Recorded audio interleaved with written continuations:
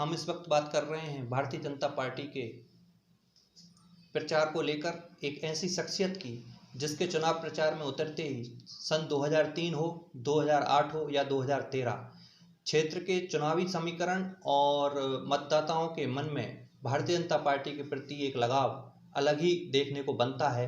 हम बात कर रहे हैं भारतीय जनता पार्टी के युवा मोर्चा के पूर्व जिलाध्यक्ष रोहित भावसार की। आइए देखते हैं किस तरीके से आज उन्होंने एक अलग प्रचार प्रसार की प्रक्रिया शुरू की है। निकलते थे और उनका सेवक निकलते थे, कहते हुए निकलते थे कि बच्चा बच्चा राम का और जन्मभूमि के काम का सौगंध राम की खाते हैं, मंदिर वही बनाएंगे।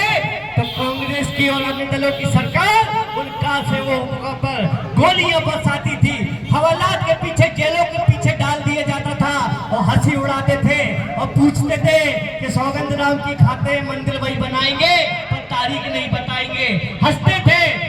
22 जनवरी 2024 तुम्हारे आंखों के सामने अयोध्या में रामलला विराजित होने वाले हैं। तुम्हारी लाख कोशिश के बाद भी अयोध्या में रामलला बैठने वाले हैं। 2003 का मध्य प्रदेश याद करो, सड़कों पे कितने गड्ढे थे, भोपाल जाने में 5 घंटे लगते थे, रात में 2-2 बजे लाइट नहीं आती थी। जब मैं सवाल लेता था तो बोलता था कि अगर स्कूटर पे घरवाली को पीछे बिठा कर ले जाओ तो बार बार हाथ डाल के देखना पड़ता है कि बैठी है कि पीछे टपक गई कहीं। बंटाधार की सरकार थी, अंधेरा छाया था, घोटालों की सरकार थी।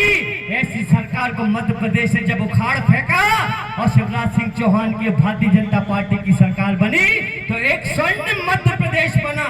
लाडली बहनों के खाते में 1000 रुपए आए, गरीबों के मकान बने, बुजुर्गों ने तीर्थ दर्शन करे। क्या कभी कांग्रेस ने 70 सालों में चिंता करी? 70 सालों में इस देश को खोखला कर दिया, बर्बाद कर दिया, सनातनियों को जेल में ठूसते रहे।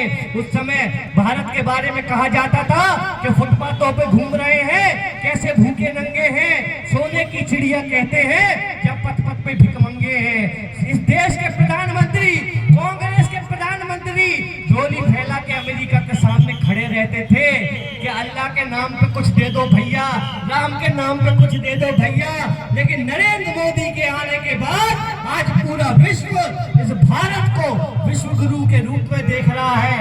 आज देश पुनः स्थापित हो रहा है। आज जो सनातनी है वो सीना तान कर गर्व के साथ घूम रहे हैं। दोस्तों, राजस्थान में कांग्रेस की सरकार है, वहां एक टेलर ने, छोटे से टेलर ने, कन्हैयालाल नामदेव ने केवल सोशल मीडिया पे एक पोस्ट सनातन के पक्ष में करी थी। उसकी दुकान में घुस के उसका सर उसकी धड़ से अलग कर दिया, वीडियो बनाई और वहां कांग्रेस की सरकार, गहलोत की सरकार चुपचाप तमाशा देखती रही।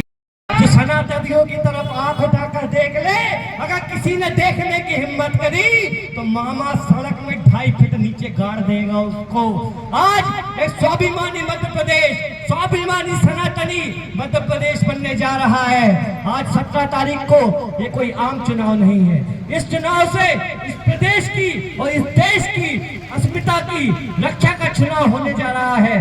क्या आप उनको वोट देंगे जो सनातन को, धर्म को डेंगू की बीमारी, मलेरिया की बीमारी बताते हैं? दोस्तों, आज इतने दुष्प्रचार किए जा रहे हैं गंज बासुदा में शांति का ठाकुर बनाएंगे। भैया कहाँ की अशांति है? सब रोड पे खड़े हो चुनाव जीतने के लिए। दिग्विजय सिंह कह रहे हैं कमलनाथ के कपड़े फाड़ो, कमलनाथ कह रहे हैं दिग्विजय सिंह के कपड़े फाड़ो। दोनों एक दूसरे के कपड़े फाड़ने में लगे हुए हैं। केवल शिवराज सिंह और नरेंद्र मोदी है जो भारत माता के झंडे गाड़ने में लगे हुए हैं। एक देशभक्त सरकार को सुनिए। गली गली में, घर घर में आज राम के नाम का डंका बज रहा है। आप सब दोनों मिट्टी उठाकर आज ये प्रतिज्ञा करें कि इस गंज बासुदा की पावन धरा पर, इस संतों की नगरी से हम भारतीय जनता पार्टी को इतने प्रचंड बहुमतों के साथ जिताकर भोपाल भेजेंगे कि गंज बासुदा का नाम मध्य प्रदेश की भारतीय जनता पार्टी के इतिहास में लिखाया जाएगा।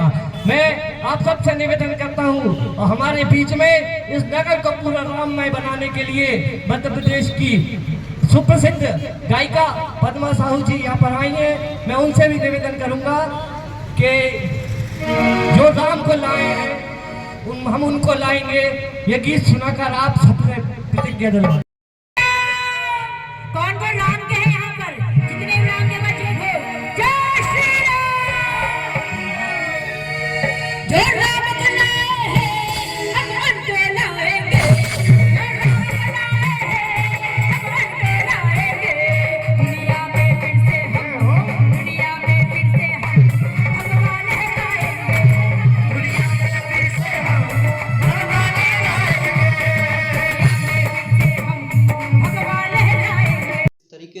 जब भारतीय जनता पार्टी के नेता रोहित भावसा चुनाव प्रचार में उतरते हैं तो एक अलग ही माहौल वो क्षेत्र में बना देते हैं और अपने इस चुनाव प्रचार की और भाषा शैली से वे काफ़ी लोगों को प्रभावित करते हुए भारतीय जनता पार्टी के पक्ष में लोगों को लाने में सफल होते हैं। आप देख रहे हैं अपनी नज़र, और इसी तरीके की वीडियो और ख़बरों के लिए देखते रहिए हमारा ये YouTube चैनल। जब तक के लिए नमस्कार।